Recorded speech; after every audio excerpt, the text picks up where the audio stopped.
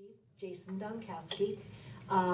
We love him at the YWCA because he's on our board and because he's a trustee appointed by the governor on the Indiana Criminal Justice Institute board, which is where we get all our grants for domestic violence. So those are all good things.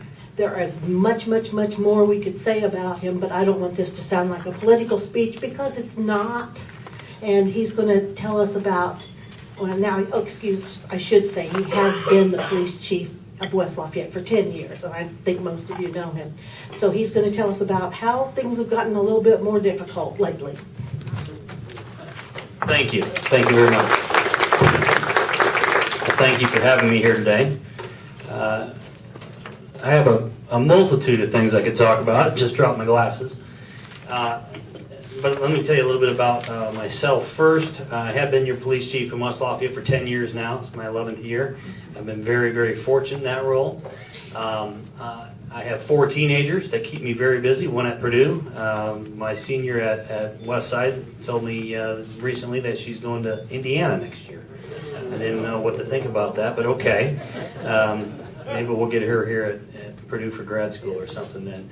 And then I have another one at the high school now, one in junior high. So we stay very, very busy at our home, but we also stay very busy with a servant mindset in our home.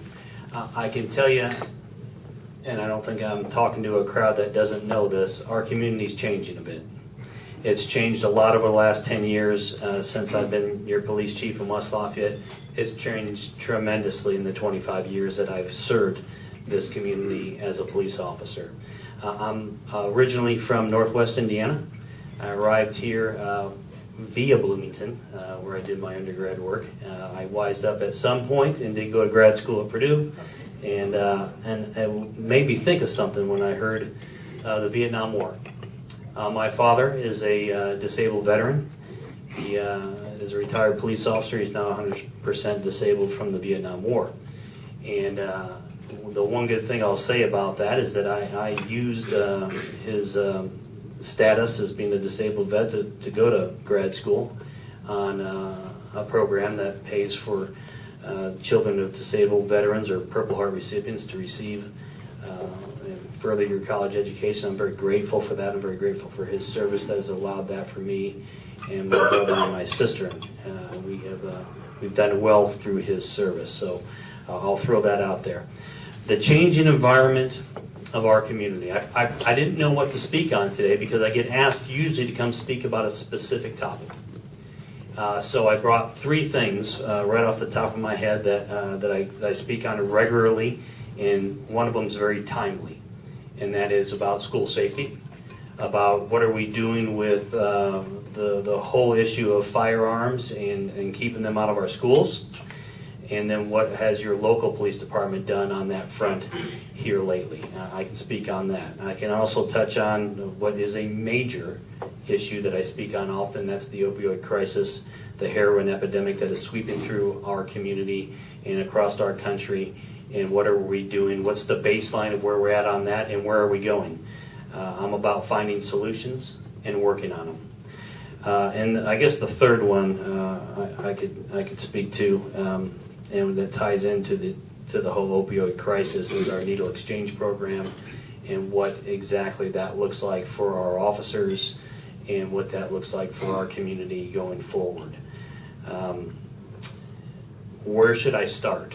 Let's start on the timely one of firearms and guns in schools and the security and safety plan. I'm a big believer, a huge believer in an officer presence in our schools. We have 3 campuses in West Lafayette between the 2 grade schools and the high school, and we have armed security there at each one of those. I'm proud of that. We've expanded that program through the years, and it's not that it's well, the world is different than it used to be, and I'm happy to provide that resource to our schools because I do feel they're safer with an armed police officer and with the schools locked and with a real plan in place to remove threats from our school.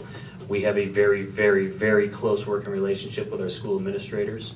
The principals, all the way up to the superintendent of our schools, we are on the same page often. But it doesn't just stop there. It's about presence. It's about relationships, right? So we have a traffic unit in West Lafayette. I know if you've been pulled over by them, I apologize.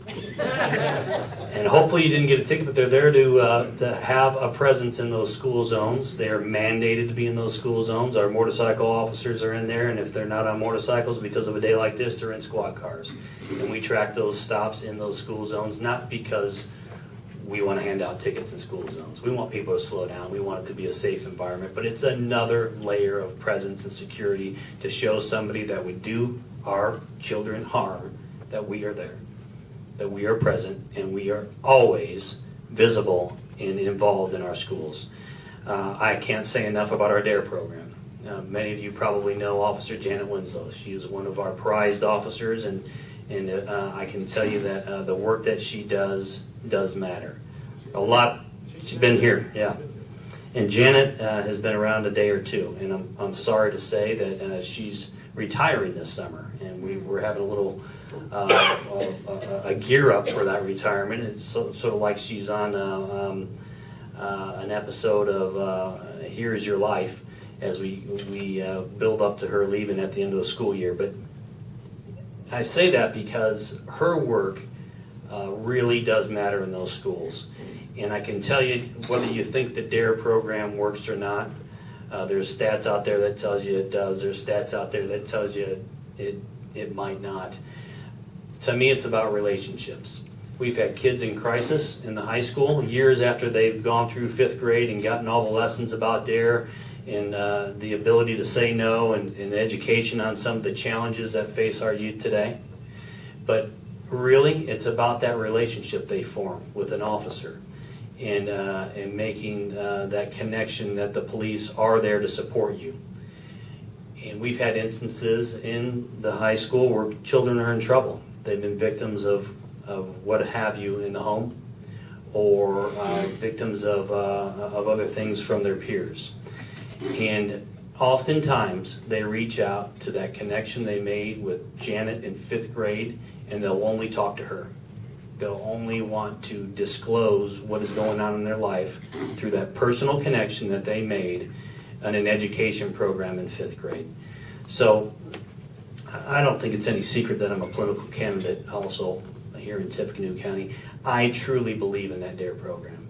I hope to expand it wherever I serve. I will always make sure that we have that element in our schools because I believe in it.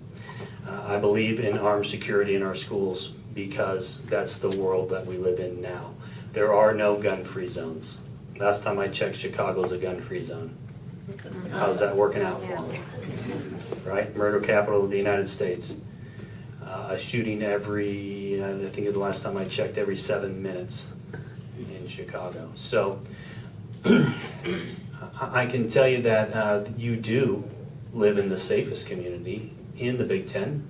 You live in the safest college community in Indiana.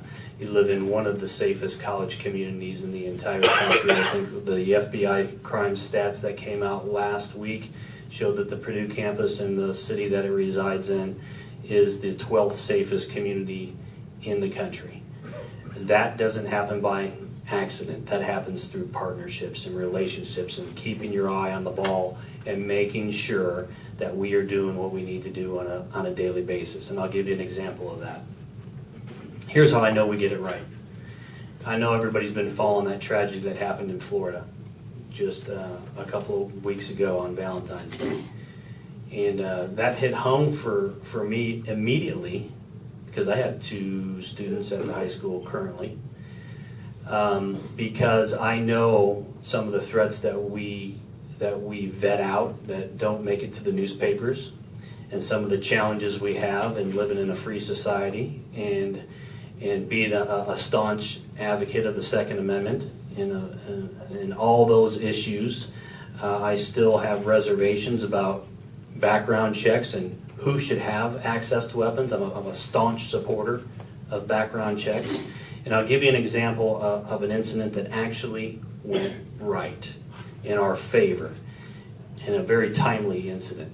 So just in late January, we had something that hit the newspaper here recently of a case where we had a former Purdue student who had taken a semester off, lives on Northwestern Avenue, 1100 block, right there by Mackey Arena. And it was brought to our attention that he wasn't getting along with his roommates. Not only was he not getting along with them, there was some real change in him. There was a mental, I don't want to say illness, but a mental state that had been altered from what they knew him to be a few months prior. And that he had taken that out on a couple of his roommates as well. And they got a professor from the university involved, and it landed in our lobby one afternoon. And it didn't take 23 phone calls to the West Lafayette Police Department, like it did maybe in Florida, to ratchet up all these incidents of, hey, we might have a problem here. It took one call for our officers to look at the situation and go, this is a potential problem. We need to get on this immediately. We knew this person to have a lot of weapons. We had heard some statements that he maybe wanted to use some of these weapons, and certainly had already against his roommates. So getting the pieces in place, getting our prosecutor's office involved immediately, finding a judge that afternoon, presenting our case and executing a search warrant, and removing those firearms from that individual across from Mackey Arena and on the backside of the West Lafayette High School. 13 firearms in all. I think 4 or 5 of them were assault rifles, thousands and thousands and thousands of rounds of ammunition. And we then set in place some things to have this person looked at for mental health evaluation. He also, this is a common theme, had drugs in the house, cocaine to be exact, and some other dangerous substances. So as you start to put these pieces together, we are at a 0 failure rate as a police department, because we have to be. And hopefully we never blow that record. It only takes one incident, one time, for us to get it wrong, and it's a potential tragedy, maybe across the country. Our people have been tested. I'm very proud of them that they're trained very well. I'm very proud of this community in that education and training is important. I believe we have the best police officers that our community could possibly offer. I would put them up against anybody in the state of Indiana. And it's a tribute to this community that when I ask for resources to our city council, and I say, you know, we need a program to make sure that we're not just getting education for our officers or training, but we're getting college-based education, and they're working on degrees, and hopefully at the end of a program they maybe come out with a bachelor's degree or a master's degree. But that's not as important as the training that they received along the way and the professional development in a community like this.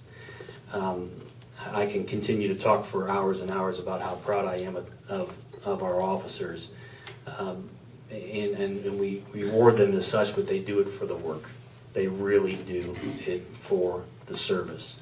I had another example that's just escaping me recently, involving weapons that were seized by them. They recognize those threats, they recognize those dangers, and they certainly don't hesitate to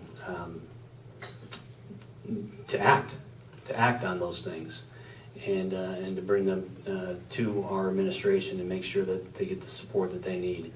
Relationships, they matter. We weren't able to do all that we needed to do on that case that I just talked about on Northwestern Avenue without those relationships. We got the ATF involved right away. They have a lot of teeth in this area and a lot of resources to walk that out and to vet where those guns came from, and to make sure that while the subject was in jail for the possession charges of the drugs, that when he got out, he wasn't able to automatically then go buy another weapon. Remember, that's a federal system that would allow him to do that. So we had to get him red flagged in order to make sure that while we seized his weapons for now and let him have his day in court, that he wasn't out there purchasing more weapons in the interim. See, it's about that fishnet and making sure that we don't have things fall through the cracks. And it is about those relationships that really, truly do matter.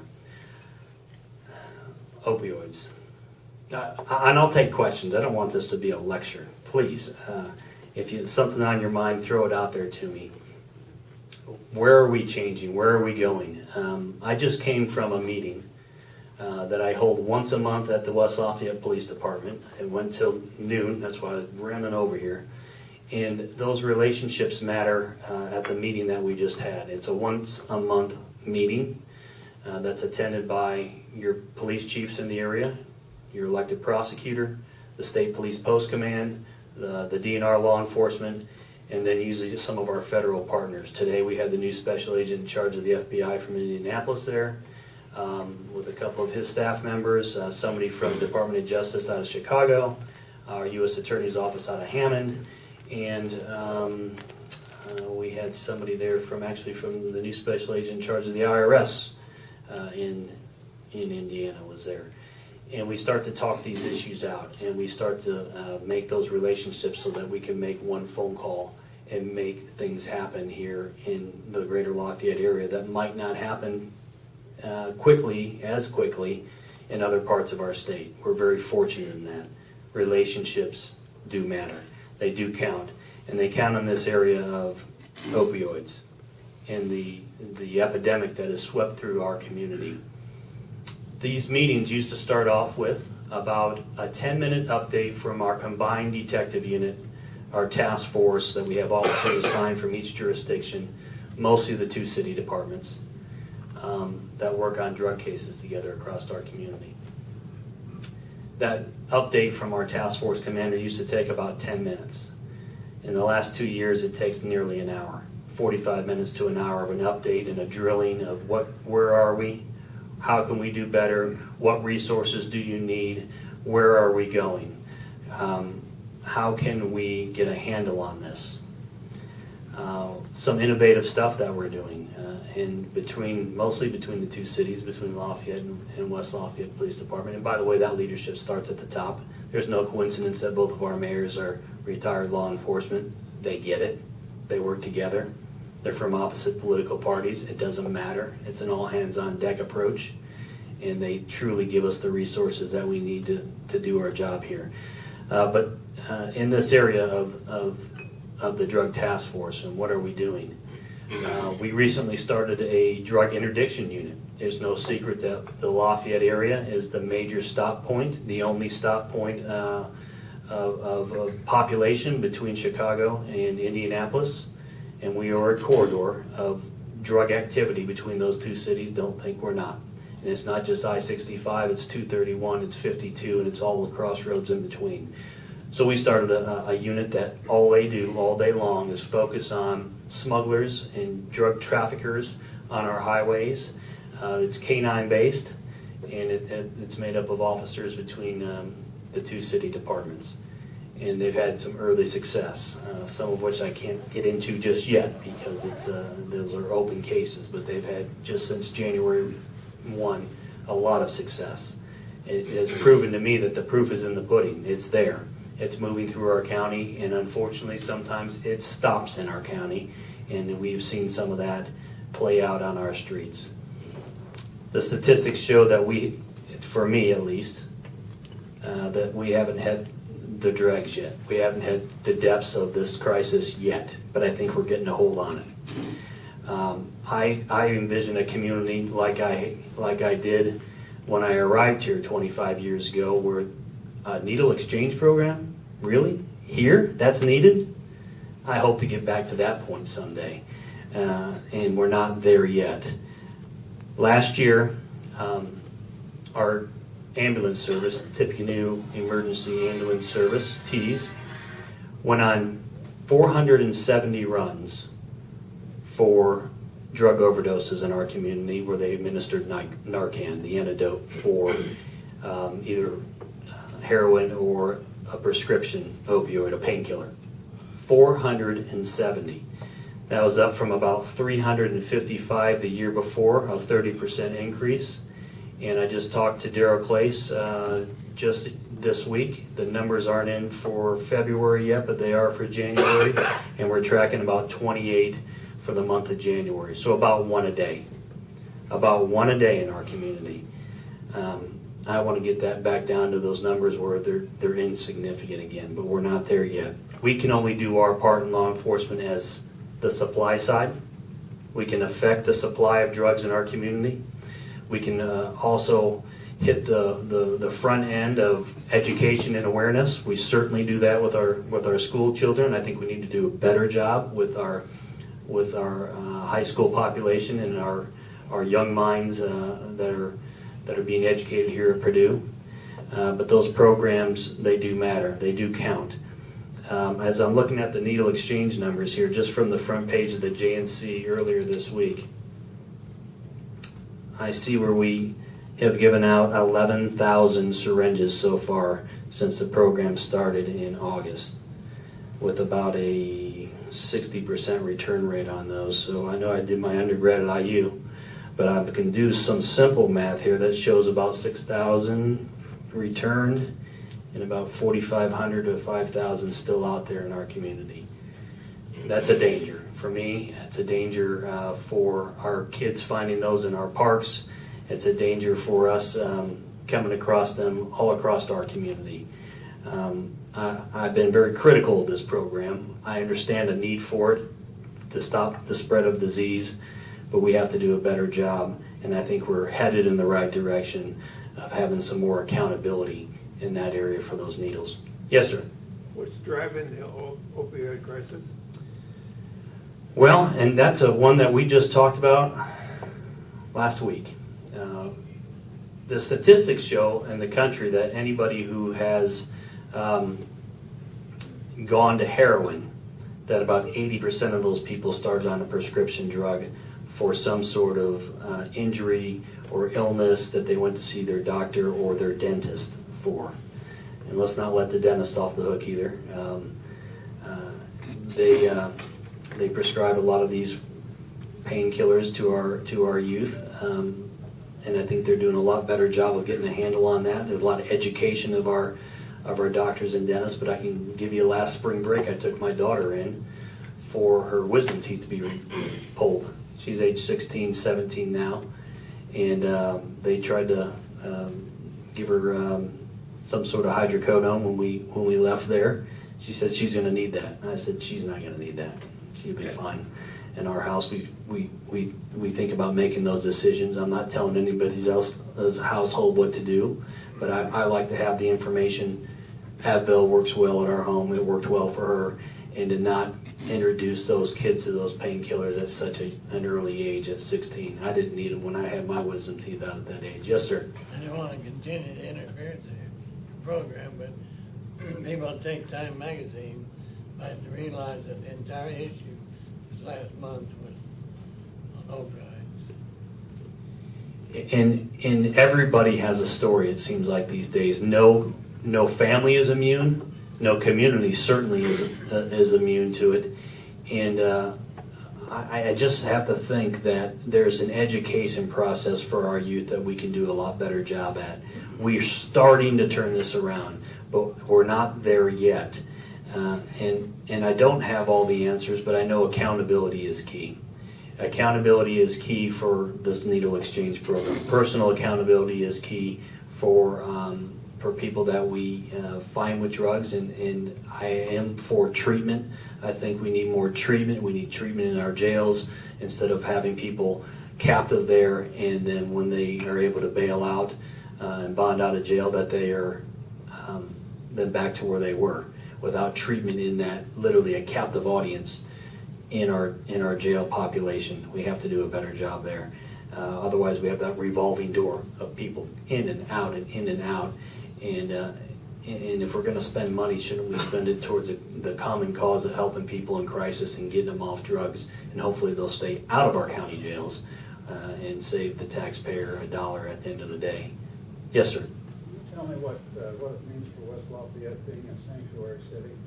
I can speak to that all day long because I spoke to it at the city council until I was blue in the face. We are not a sanctuary city. There was a resolution originally that would make us look a lot like one, And through the legislative process, I was able to offer quite a bit of information, both at the podium and behind the scenes, to say that we will follow the law, regardless of what resolution comes out of any legislative body. The state law is the state law, and that we are obligated by that state law to assist our federal partners specifically in the area of immigration.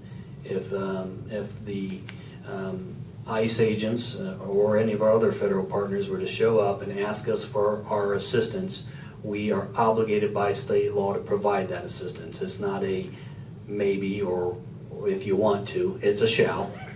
And we will do that in West Lafayette. It stopped short of making West Lafayette a sanctuary city. It clarified, I think the intent of that resolution was to clarify that it's a welcoming city. Well, of course it is.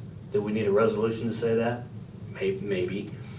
I'm proud of the fact that it has one of the largest international populations in the country, and our student population, one of the top 4 or 5 international student populations in the country. You can walk down West Lafayette usually and hear 3 or 4 languages spoken at any time in the village. That's great. It's one of the reasons I live here. It's one of the reasons I chose to raise a family here. What a great place that it is. And we protect that, but do we need to make it a sanctuary city? And my answer was no, because we have to follow the law, period, at the end of the day. I'll take some more questions, or I can keep talking about the opioid crisis. Yes, sir. What do you think of the idea of arming teachers? I spoke to this on Sunday at a forum. It was a tough question because there were teachers in the audience, and they felt pretty strongly about it. I never want to be in the position where I impede on somebody's rights. But I also know what I know about how well our police officers are trained. And I would willingly put an officer at any of our schools with that amount of training and have them armed to take that burden off of our teachers. I don't think that's what they signed up for when they got into this profession.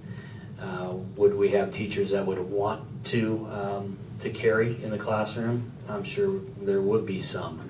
I would defer to the school superintendent for that, and I think there's a local control there that is preferred rather than a state mandate, in my view. But my answer to that is that wherever I serve, whether the city level, the county level, what have you, I will always have those resources available to our schools to make sure that they are properly protected. Thank you for that question. Yes, sir. Without question, I have a pet peeve of people running red lights. What's your position on red light cameras? Interesting. You should say this is like a softball for me, because my first year as chief, we were in the works of installing, well, I shouldn't say installing, of a program to install red light cameras in West Lafayette. And we were going to be the second city to do so. That immediately was shut down by the Attorney General of our state at the time, and by a ruling from his office that said that it was not permitted. See, we have a judge here in the audience, so she would know a little bit about this more than I would. But it is not allowed in Indiana under the current ruling from the Attorney General's office. I'm not sure if that's ever been vetted out by, or reason to have been vetted out by our courts. So it's on a hold for nearly a decade now. This week at Cassuth Street and Sagamore Parkway, 2 cars ran the red lights. One was going east, one was going west, and they met each other. Okay? So they both got their justice. It's scary. That is scary. Our traffic is, look, it was part of the chief's meeting that I just came from. After we get done talking about all of our drug issues, traffic was a concern because we're a growing community. How fortunate are we to have such growing pains?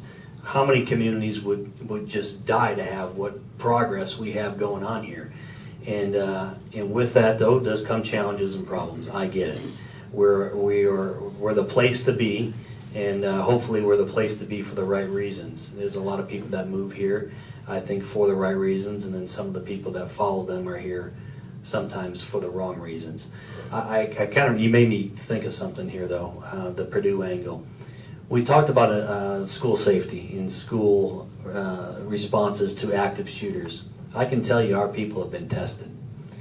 In January of 2014, we had an active shooter on the Purdue campus, and while we didn't know at the time exactly what we had, our officers arrived there immediately. Within 2 to 3 minutes at most, one of my officers on the West Lafayette Police Department engaged the shooter and took him into custody. We didn't wait outside. We didn't take cover. They were trained to respond to an active shooter, and they did exactly what they were supposed to do. And we learned a lot of lessons that day too about working with our partners. You don't want to make those have to lay those foundations in the heat of battle, right?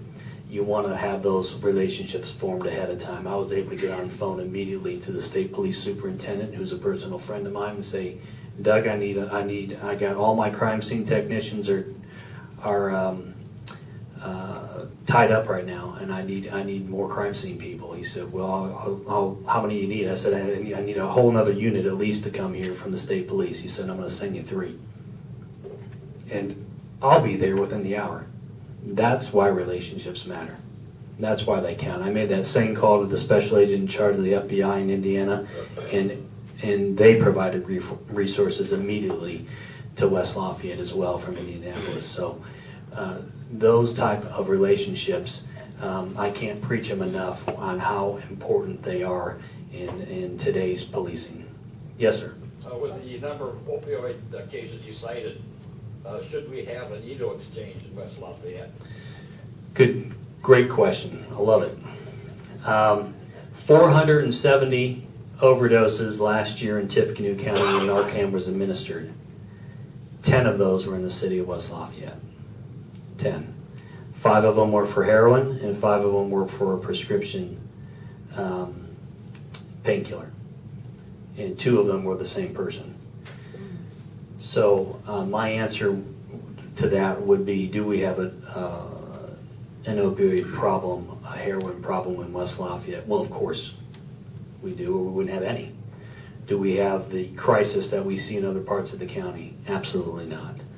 I'm not an advocate for having that in the city of West Lafayette. I'm on record for that. When I was teaching school out at Harrison High School, I developed the substance abuse classes there was an elective class, and it went on for about 10 years. And when I got ready to retire in 2000, just before that, the corporation said it wasn't really important. The kids will just get information by reading the newspaper. On drugs? Yes, I developed them on all the drugs, the dangers of them and all that, and it was an excellent class. And thank you for that. I can tell you that, I don't want to get political here, I have spoken with administrators from our county schools in the last year to learn what I didn't know. I know West Lafayette very well, like the back of my hand. I know every administrator. I have their phone numbers. I can call them at any time, and I just know this system. And I needed, for my own insight, what exactly the county does or does not do. And I can tell you that they were receptive to having an in-school DARE program if it was offered to them. So I've done some work on that area, and in my view, it's needed. It was needed yesterday, and it certainly is needed tomorrow. We've hit 1 o'clock. Can we wrap? Does anybody have a last question? Where's the last question? Thank you. How are the traffic circles that have been popping up around town for the last 5 years working? Luckily, I'm not an engineer. Technology. I have a master's in technology. I can tell you that our crash data is not much different, but the crash data in the area of personal injury crashes is significantly different, as we thought it would be. You don't have those right angle crashes. You don't have those T-bones. Traffic circles or whatever you want to label them as, roundabouts, They do not, and I don't think they're intended to reduce the number of crashes, because you now have changed the crash from a side swipe from what it used to be a T-bone, and that's where the injuries have gone down significantly at those intersections. So I know they take a little bit of getting used to, but there is the Purdue engineers apparently know what they're doing in that area of roundabouts. Thank you for having me. Thank you.